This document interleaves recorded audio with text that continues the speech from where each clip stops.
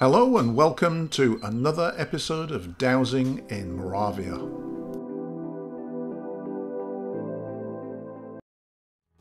So it was back out beyond Kromeriz to pick up from where I'd left off the previous weekend and to visit a number of sites, including the first site, which was Devil's Rock. And I was joined for the weekend with my colleague Eva, who helped me with the dowsing, and it was like having the team back together again. What's interesting about working with Eva is that she's very sensitive and actually doesn't really need the rods. She just seems to know when she's approaching a line and she pulls out her rods, while I have to walk constantly with one rod out in front of me, constantly waiting for some kind of reaction.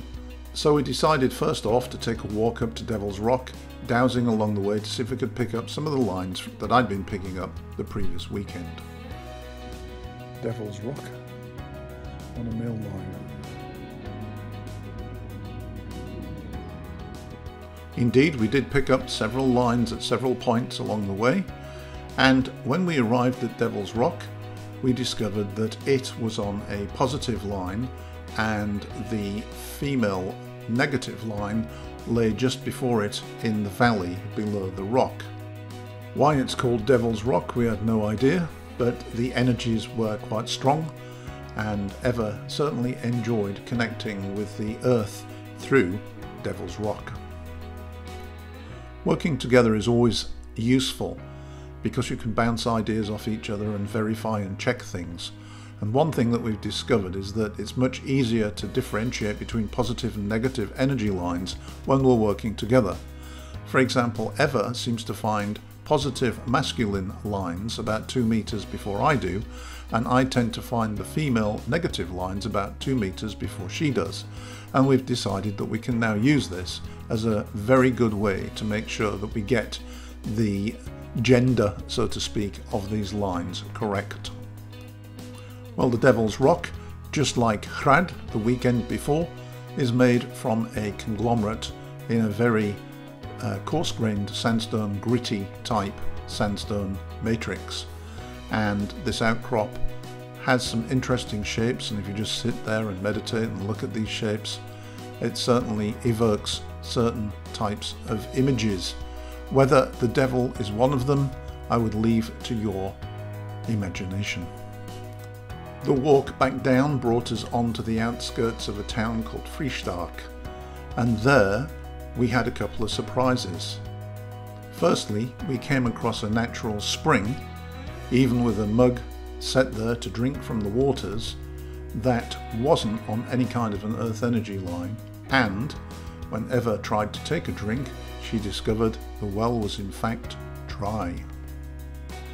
Then, as we walked into the village, we came across a female energy line, a type 4 female energy line, and it was actually marked by this marvellous religious symbol of a saint by the roadside. Finally, as we walked back to the van that we'd parked earlier, we discovered that I'd parked the van in the male line. How does that happen?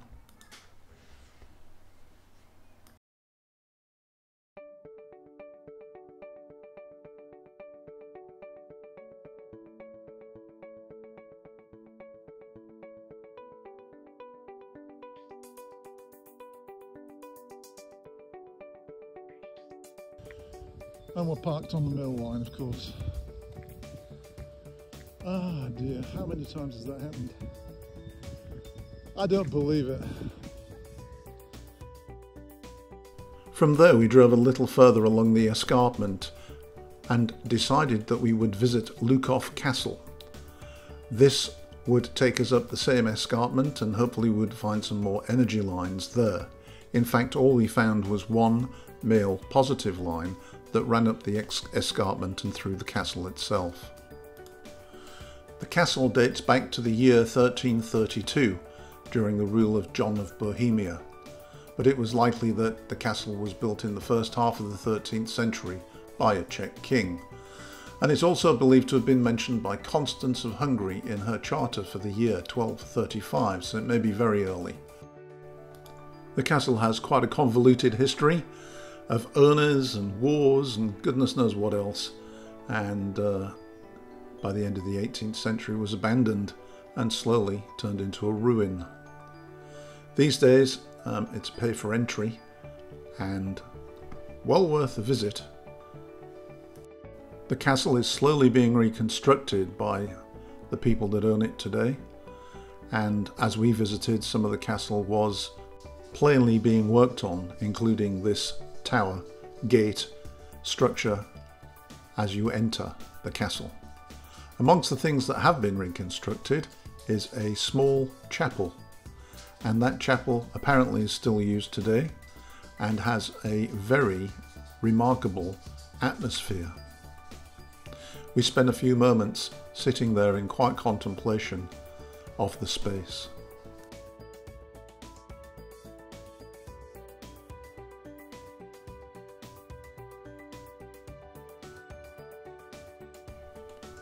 The castle also affords remarkable views of the surrounding countryside.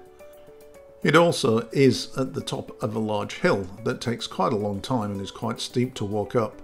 So it's very nice that they have a small bar where they serve cold drinks and snacks, and we were able to grab a quick drink before heading back down to the village of Lukov. If you visit the castle, one of the other things to look out for is the very old oak tree, which apparently was planted sometime in the late 1600s and is still alive. In terms of energies, we only found one type 4 positive line running through the castle and didn't have time to look for its negative partner. But this is fairly typical for castles and places of government. We also discovered this modern statue of a dragon, and we wondered who it would be that put a dragon on an energy line. From there we headed closer to Hostyn and Rusava, which is a beautiful valley, the other side of the hills that the castle is sited on. And in the morning, once we got up, we decided we would basically hike and douse around the campsite, only to discover that the previous weekend on my own and this weekend I had in fact been camping in, yes, a positive energy line. Not just any energy line either, but actually Perun of the Templar alignment. As you can see, Eva found this quite funny. We then took a circular route back to the campsite and mapped as we went the two Templar lines, arriving back at the van to pack up and leave for Svaty Hostyn. We parked at the bottom of the hill in a very large car park in the nearest available space, and then took the bus up the hill, marvelling at the views as we went spiralling around the hill that Svaty Hostyn sits on. Svaty Hostyn has been the subject of a couple of other videos, and I will refer to those in the notes below this one. Needless to say, it is a site of pilgrimage and Marian devotion, famous in this part of the world. It is also a massive earth energy centre with multiple, we think 6 type 4 pairs coming in to the vortex. We found pilgrims there, and this was the end of their ceremony within the church.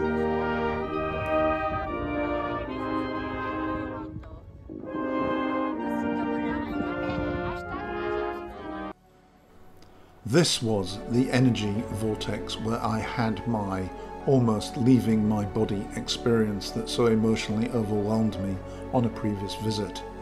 And so we sat within the church meditating for quite some time, along with a number of other Marian devotees, praying and just looking at the beauty of this building.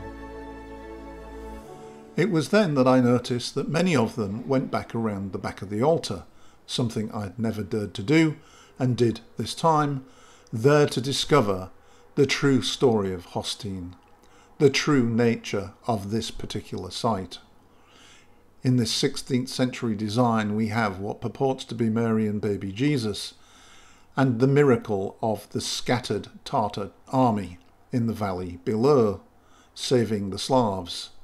In actual fact, of course, the thunderstorm was also seen by the ordinary Slavs as the work of Perun, the god of the sky and god of thunder, and the ordinary Slav at this time was still very much a pagan. Only the aristocracy were Christians. And so what we have is two worlds in one with this imagery, a Christian one and a Slavic one. We then found this other chapel, which is very, very Christian and deeply disturbed us both. The atmosphere was very strange, and so was the iconography.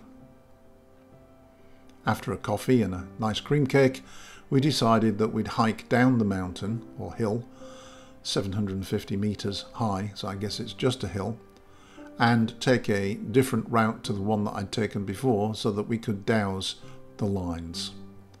Of course, on the way down you get some absolutely marvellous views of the surrounding countryside, and this is the terrain that we hiked through. We found multiple lines as we went down the hill, and this has allowed me to actually map some of the lines coming into Hostyn. Much work here remains to be done. I can see myself going back on several occasions and walking all of the various footpaths down and around this hill. And there is the church structure on top of the hill. It almost looks like an astronomy and observatory. We stopped for a while at this particular spot and sat in the grass and just took in the day. It was warm, but not too hot, breezy and very nice. We also spotted a couple of wild pigs creeping up the hillside there, so I took some pictures. We also got some funny looks from the locals who wondered what on earth I was doing, holding a strange stick out in front of me as I walked through the countryside. And we found our final line of the day. Yes, you guessed it, where we'd parked. For the third time that weekend, we found the final line exactly where we'd parked the van. How ironic, and how just like the Earth energies. I hope you enjoyed the video. Please do like, subscribe and share. Thank you.